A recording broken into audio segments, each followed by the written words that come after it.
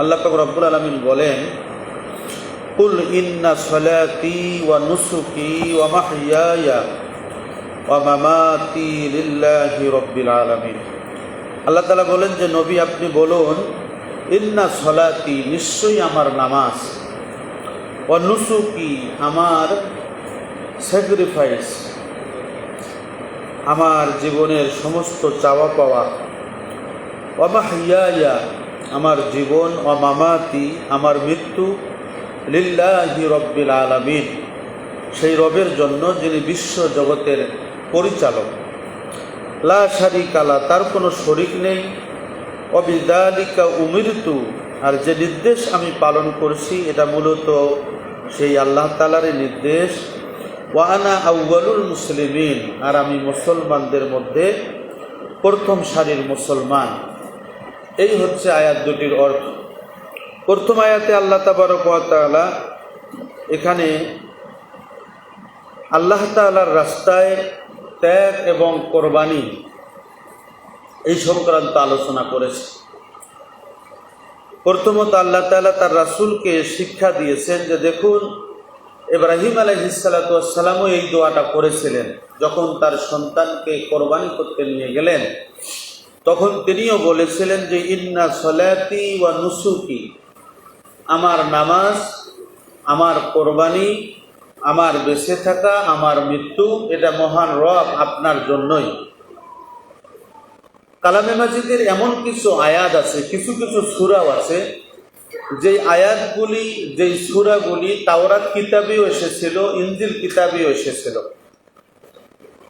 ওই আয়াতগুলির একটা অংশ এই আয়াতটা। অধিকাংশ নবী রাসূলদেরকে যে সহিফা দেয়া হয়েছে বা কিতাব দেয়া হয়েছে, তাদের এই কিতাবের মধ্যে বেশ কিছু আয়াত লিপিবদ্ধ ছিল যেগুলো আখেরি নবী আপনার আমার প্রিয় হাবিব জনাবে মুহাম্মদুর রাসূলুল্লাহ সাল্লাল্লাহু আলাইহি সাল্লামের উপরে যে আল্লাহ তাআলা কালামে মাজিদ দিয়েছেন, এই শেষ কিতাব শেষ নবীর উপরে যে নাজিল করেছেন, সমস্ত নবীদের পদ্ধতি, সমস্ত নবীদের সুন্নাহ আল্লাহ তাআলা সংক্ষিপ্ত আকারে এখানে লিপিবদ্ধ করে দিয়ে খাতামান নাবিয়্যিন শেষ নবীর উপরে শেষ কিতাব নবী মুহাম্মদকে দিয়েছেন। বলুন সুবহানাল্লাহ।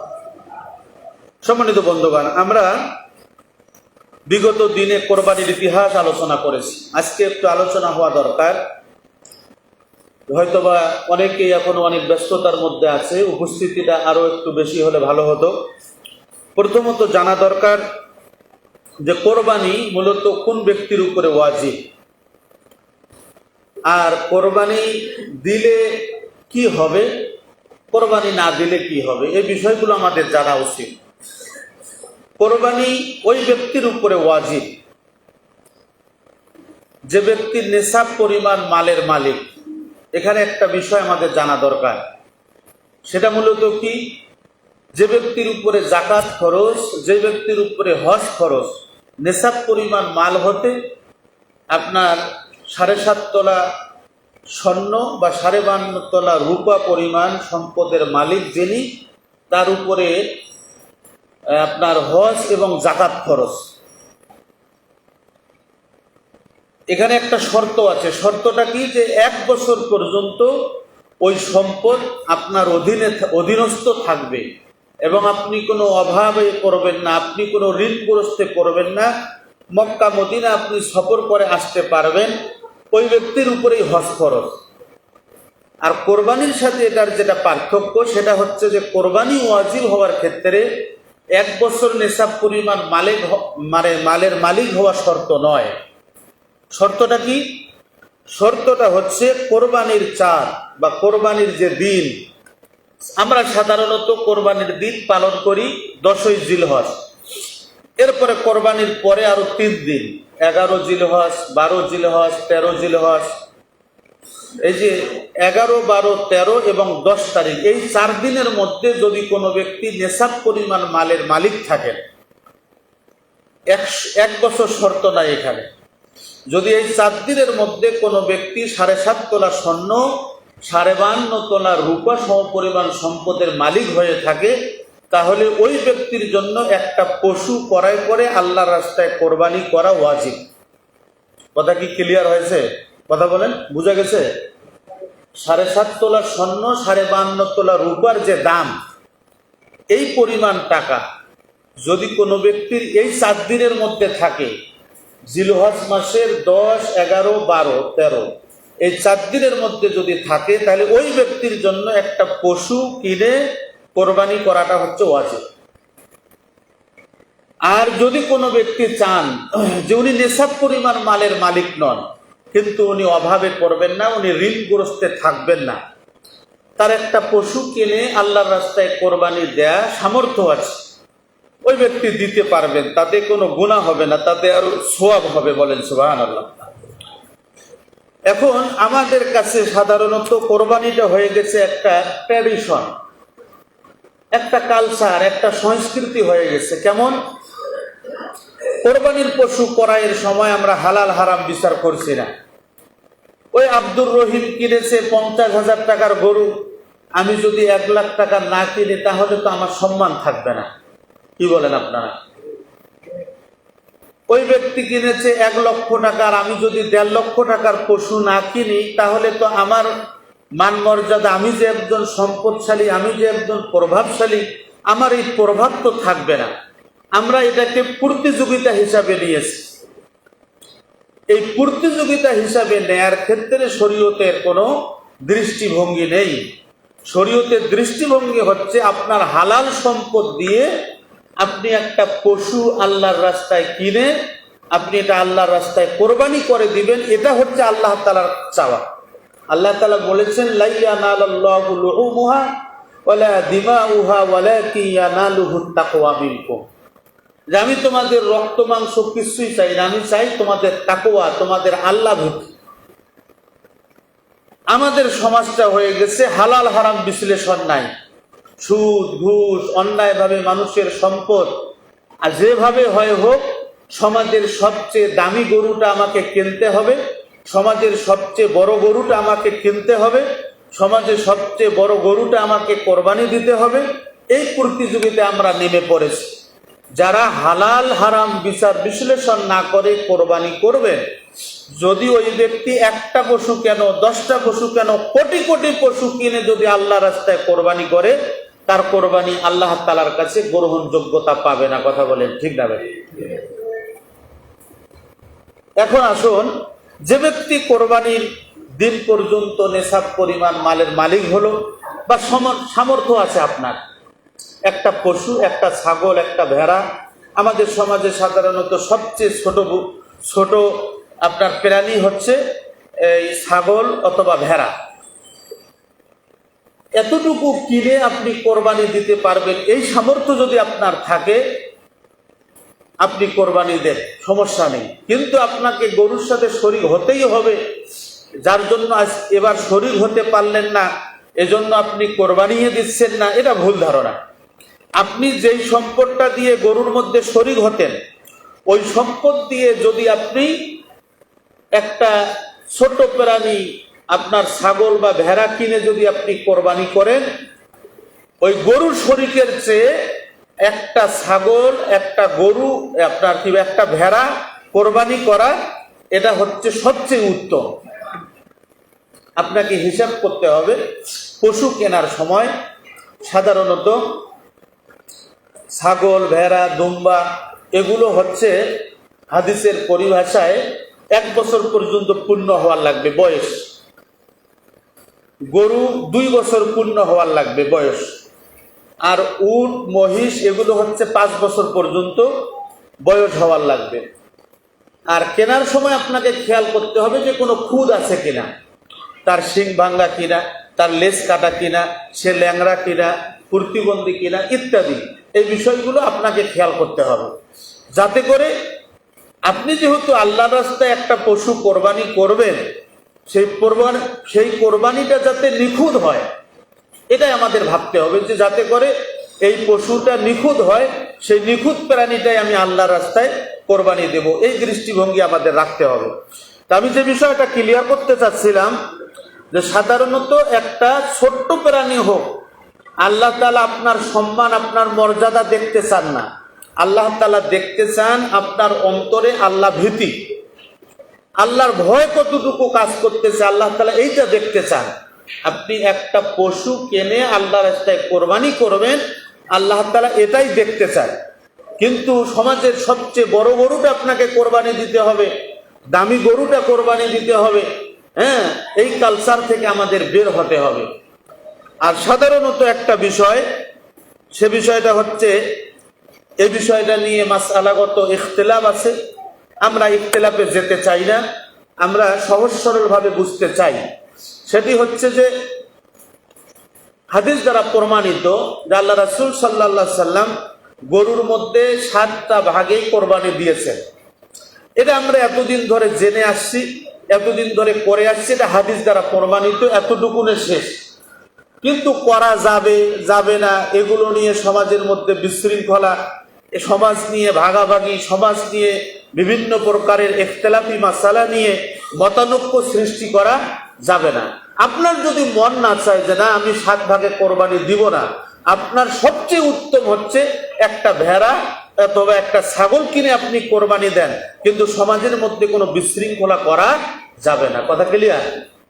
কেন ইখতিলাফি অনেকগুলো বিষয় আছে, তা আমরা কোনো ইখতিলাফি বিষয় যেতে চাই না। আপনি কোরবানি করবেন এটাই হচ্ছে কথা, আল্লাহ রাস্তায় একটা পশু কোরবানি করবেন এটা হচ্ছে কথা।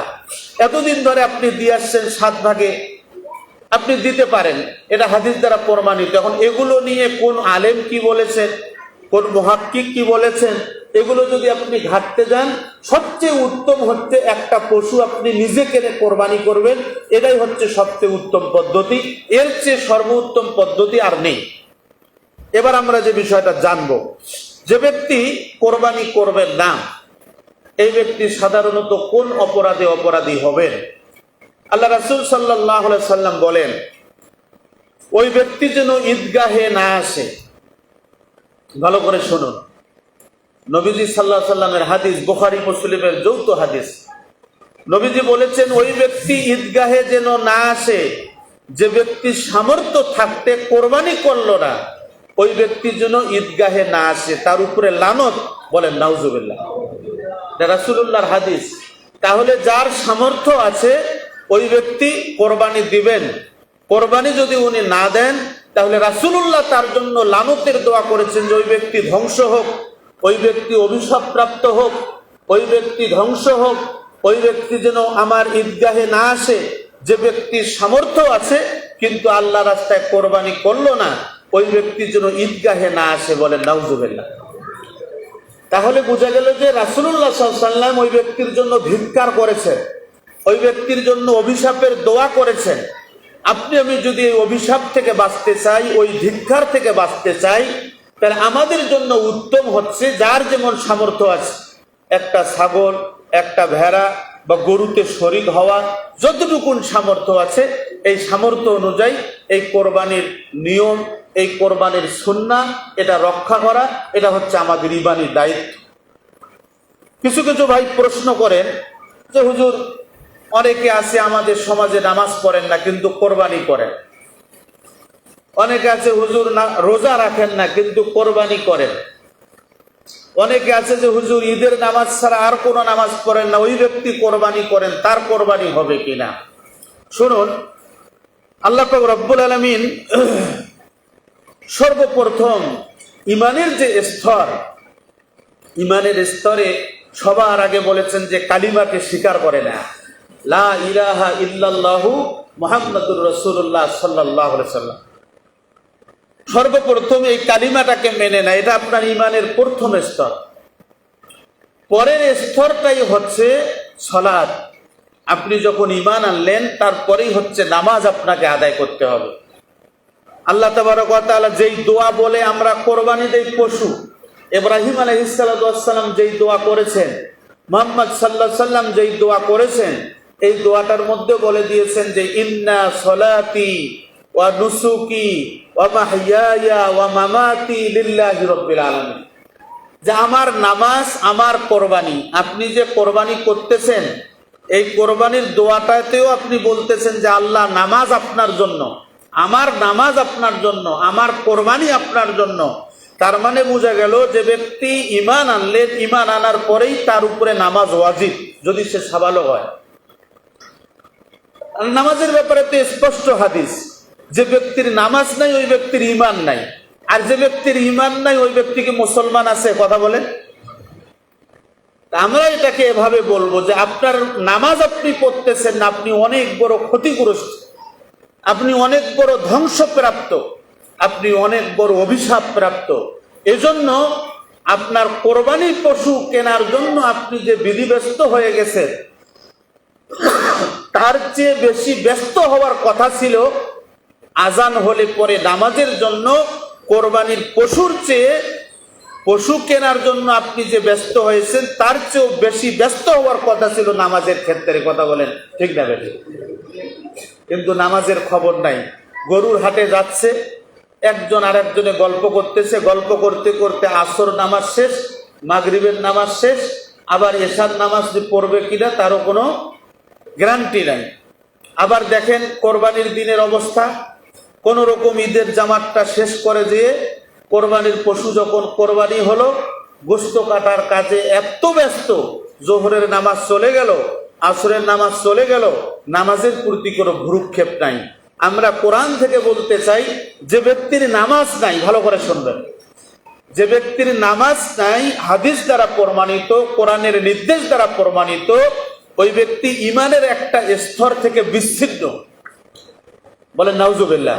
তাহলে যিনি বিচ্ছিন্ন হলেন, তাহলে তার কোনো কোরবানি, তার নামাজ যদি না থাকে, তার কোরবানি, তার দান, তার খয়রাত, তার সদকা, এগুলোর কোনো মূল্য থাকবে? বলেন। এই যে মনে করেন ঝড় বৃষ্টি আসতেছে, আপনি কি করতেছেন? আপনার ঘরের খুঁটিগুলো ঠিক আছে কিনা আপনি দেখতেছেন, আপনার বিল্ডিং এর পিলার গুলো ঠিক আছে কিনা আপনি সেদিকে খেয়াল করেছেন। আপনার একটা ঘরে যদি 5টা পিলার থাকে, একটা পিলার যদি দুর্বল হয় আর যদি ভূমিকম্প আসে, ওই ঘরে আপনি কি থাকতে চাবেন? কথা বলেন। আপনি তখন ভাববেন যে ভূমিকম্প হলে কখন জানি এই ছাদটা আমার মাথায় ভেঙে পড়ে। তা যে ব্যক্তি নামাজ ছাড়া কোরবানি করবেন, তার আমলের অবস্থা ওই রকম। ভূমিকম্প আসলে যেমন ওই ঘরটা টিকবে না, ভূমিকম্প আসলে আপনার ঈমান, আপনার আমল, আপনার দান, আপনার সদকা, আপনার ঈমানটা যদি মজবুত না থাকে, আপনার এই কোরবানিও টিকবে না। এজন্য আমাদের উচিত হলো প্রথমে কালিমা স্বীকার করার পরে যে ব্যক্তি কোরবানি দিবেন, তার একটা মৌলিক শর্ত হলো ঈমানদার হওয়া। ঈমানদারের পরে সুস্থ হওয়া, স্বাভাবিক হওয়া, এবং ওই ব্যক্তি অবশ্যই, যে ব্যক্তি ঈমানদার হবে, ওই ব্যক্তি 5 ওয়াক্ত নামাজি হওয়া। এরপরেই হচ্ছে আপনার রোজা, তারপর হচ্ছে হজ, তারপর যাকাত। এখন আপনি যদি কোরবানি করেন হালাল পশু দিয়ে, আপনি আপনার ঈমানের ঘাটতি রেখে আপনি কোরবানি করলেন, কোরবানির সওয়াব আপনি পেতে পারেন বটে, কিন্তু নামাজ আপনি ত্যাগ করার কারণে আপনার এর চেয়েও আরো 1000 গুণ আপনি ক্ষতিগ্রস্ত হয়ে গেলেন। 1 ওয়াক্ত নামাজ বিনা ওজরে, বিনা কারণে আপনি ছেড়ে দিলে 80 হোক বা দুজক যদি খাটতে হয়, তাহলে আপনি চিন্তা করুন, একটা এই পশু, একটা 2টা গরু কোরবানি করে ওই সওয়াব 80 হোক বা দুজকের আগুনকে নিভাতে পারবে না। তাই আমি বিনীত অনুরোধ করব, আমরা যারা কোরবানি দাতা, অবশ্যই অবশ্যই অবশ্যই কোরবানি দাতাকে 5 ওয়াক্ত নামাজি হতেই হবে। এ ব্যাপারে কোনো স্যাক্রিফাইস নাই। অনুসুকি, ওই ব্যক্তি বলতেছেন আমার স্যাক্রিফাইস, তার মানে তার ব্যক্তি জীবন, তার পারিবারিক জীবন, তার সামাজিক জীবন, তার অর্থনীতি, তার সমাজনীতি, তার রাজনীতি, তার সংস্কৃতি, তার প্রত্যেকটা চলা কার জন্য হবে? কথা বলেন না কেন? কার জন্য? আল্লাহ। এই নুসুকি শব্দের অর্থ এটাই, আপনার জীবনের সমস্ত কিছু হচ্ছে আল্লাহর জন্য। ওয়ামাহিয়া, আপনার জীবন, ওয়ামামাতি, আপনার মৃত্যুটা যেন আল্লাহর জন্য হয়। একজন ঈমানদার এটাই আল্লাহ তাআলার কাছে চাবেন। এজন্য আল্লাহ তাআলা বলেছেন, যে ব্যক্তি কোরবানি দাতা হলো, সেই ব্যক্তি বলল লা শারীকা লা ওয়া বিযালিকা উমিরতু ওয়া আনা আউয়ালুল মুসলিমিন। যে ব্যক্তি আল্লাহর রাস্তায় কোরবানি করলো, সেই ব্যক্তি বলে দিল যে লা শারীকা লা, ওই আল্লাহ তাআলার কোনো শরীক নাই, যার নামে আমি কোরবানি করতেছি। ওয়া বিযালিকা উমিরতু, তার নির্দেশ তো আমি পালন করছি। ওয়া আনা আউয়ালুল মুসলিমিন, হে আমার রব, আমাকে প্রথম সারির আত্মসমর্পণকারী হিসাবে কবুল করুন। সকলে বলছি আল্লাহুম্মা আমিন। তাই আসুন যে কথাগুলো আমি বললাম যে কোরবানি কার উপরে ওয়াজিব, কোরবানি দাতার কেমন বৈশিষ্ট্য হওয়া দরকার, যিনি কোরবানি করবেন তার ঈমান আমল কেমন হওয়া দরকার, আমরা এই কথাগুলো আলোচনা করেছি। আল্লাহ তাআলা আমাদেরকে আমল করার তৌফিক দান করুন, সকলে বলছি আল্লাহুম্মা আমিন। এর সাথে কিছু সংশ্লিষ্ট বিষয় আছে, এই ঘোষণাটা দিয়েই আমরা খুতবা যাব, এরপরে নামাজ পড়বো ইনশাআল্লাহ। সাধারণত কোরবানির সময় আপনি আপনার পশু নিজে যদি কোরবানি করতে পারেন আলহামদুলিল্লাহ ভালো, এ ব্যাপারে কোনো সমস্যা নেই। নিজের কোরবানি নিজে করা এটা উত্তম। আর যে ব্যক্তির দ্বারা আপনি কোরবানির পশু জবেহ করবেন সেটা আপনার ব্যক্তিগত ব্যাপার, এটাও তাকওয়ার উপরে ডিপেন্ড করে। সাধারণত উলামায়ে কেরামের মত হচ্ছে ওই ব্যক্তিকে কিছু হাদিয়া দেয়া, পাশাপাশি আমাদের সমাজে এগুলো প্রচলন আছে যে ইমাম আছে, খতিব আছে, মুয়াজ্জিন আছে, খাদেম আছে, সাধারণত তাদের ক্ষেত্রে আপনারা এই স্যাক্রিফাইসগুলো করে থাকেন। আপনারা যেভাবে করে আসেন, আপনারা হয়তো অনেকে জানেন যে আমাদের মসজিদে 2 জন মুয়াজ্জিন আছেন, খাদেম আছেন, খতিব সাহেব আছেন। এই দৃষ্টিভঙ্গিগুলো আপনাদের একটু খেয়াল রাখা দরকার। পাশাপাশি আপনার এই কোরবানির গোশত থেকে আপনার প্রতিবেশীর একটা হক আছে, গরিব মিসকিনের একটা হক আছে। এই হকের ক্ষেত্রেও আপনাকে সতর্ক হওয়া দরকার। যেহেতু আমরা ইমানদার, যেহেতু আমরা নিজেকে মুত্তাকি দাবি করি, কেউ যদি বলে যে আমি আমার কোরবানির পশুর গোশত একাই খেয়ে ফেলবো, তো বর্তমান যেহেতু ফ্রিজের যুগ, আপনি খাইতে পারেন, কিন্তু পরিপূর্ণ তাকওয়াবান আপনি হতে পারবেন না। পরিপূর্ণ তাকওয়াবানের পরিচয় হচ্ছে ওই ব্যক্তি কোরবানি দিবেন এবং কোরবানির পশুর গোশত নিজে খাবেন, প্রতিবেশীকে শরীক করাবেন, গরিব মিসকিনকে শরীক করাবেন। কথা ক্লিয়ার? আল্লাহ তাআলা আমাদেরকে আমল করার তৌফিক দান করুন। আর একটা বিষয় হচ্ছে ঈদের নামাজ। আমাদেরকে ডিসি অফিস থেকে চিঠি দেওয়া হয়েছে, ডিসি অফিস থেকে আমাদের বাড়াই করার জন্য সময় নির্ধারণ করা হয়েছে 8টা 15 মিনিট, সকাল 8টা 15 মিনিট। আমি আবারও ঘোষণা দিচ্ছি, আমাদের বাড়াইপাড়া নতুন জামে মসজিদের ঈদগাহ ঈদুল আজহার জামাত 8টা 15 মিনিটে অনুষ্ঠিত হবে ইনশাআল্লাহ। যদি আকাশের কোনো দুর্যোগ দেখা যায়, হতে পারে যে বৃষ্টি হলো, আকাশ একটু ডিস্টার্ব করলো, আসতে দেরি হলো, তাহলে পরবর্তীতে যদি আরেকটা জামাতের প্রয়োজন হয়, আমরা প্রথম জামাত শেষ করে পরের জামাত শুরু করব। তাতে আমরা সাধারণত মনে করেছি যে আধা ঘন্টা লাগতে পারে। এজন্য 8টা 15 যদি আমাদের প্রথম জামাত হয়, তাহলে পরের জামাতটা হবে আপনার 8টা 45 মিনিট। কথা খেয়াল থাকবে। যদি আকাশের অবস্থা ভালো থাকে, অনুকূলে থাকে আমাদের, তাহলে আমরা একটা জামাতেই করব। 8টা 15 মিনিটে ইনশাল্লাহ সবাই চলে আসব। আরও যারা হয়তো বিভিন্ন চাকুরিজীবী আছেন, বিভিন্ন ব্যবসা প্রতিষ্ঠানে আছেন, হয়তো নামাজে আসতে পারেন নাই, আপনারা তাদের কাছে এই বিষয়টা পৌঁছে দিবেন। আমরা সাধারণত মসজিদের মাইকেও বলে দিব। তারপর আবারও বলছি যে বাড়াইপাড়া নতুন জামে মসজিদের ঈদগাহ মাঠের জামাত 8টা 15 মিনিটে অনুষ্ঠিত হবে ইনশাআল্লাহ।